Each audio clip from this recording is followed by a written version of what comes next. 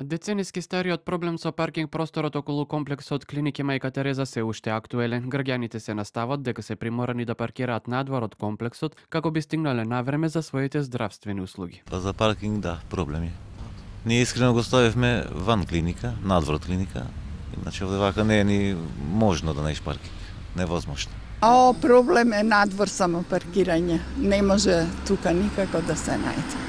И многу е тешко, може би може, ама многу кратко и не можеш. Мислам, све е препон, пошто цела Македонија тука се паркираат. Ние не носи такси.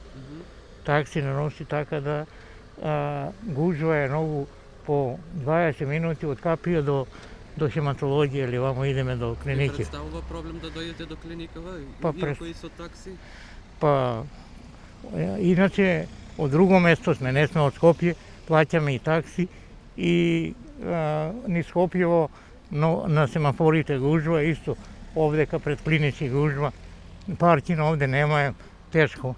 Ресорниот министер Азир Алио уште еднаш го потенцира тоа дека проблемот со паркингот ќе биде решен во првата половина од 2026 година. Сообраќајниот хаос со кој секојдневно се соочуваат пациентите и вработените во Мајка Тереза е особено забележителен наутро, кога и се термините за прегледи. Освен смарт паркинг, Алио потенцира дека има план и за изградба на катна гаража. Знаете дека имавме административен проблем, целата парцела не беше дефинирана, имавме лаборати за тоа, требаше истиот да помине низ административни процедури, веќе на претходната седница на влада помина, после тоа останува да се подпише договорот помеѓу владата и министерството, во овој случај и градското, значи јавното предпријатие за градски паркинг и да почнат со инфраструктурна работа во овој простор. Ценам дека негде до мај веќе ќе имаме паркинг кој што ќе биде потполно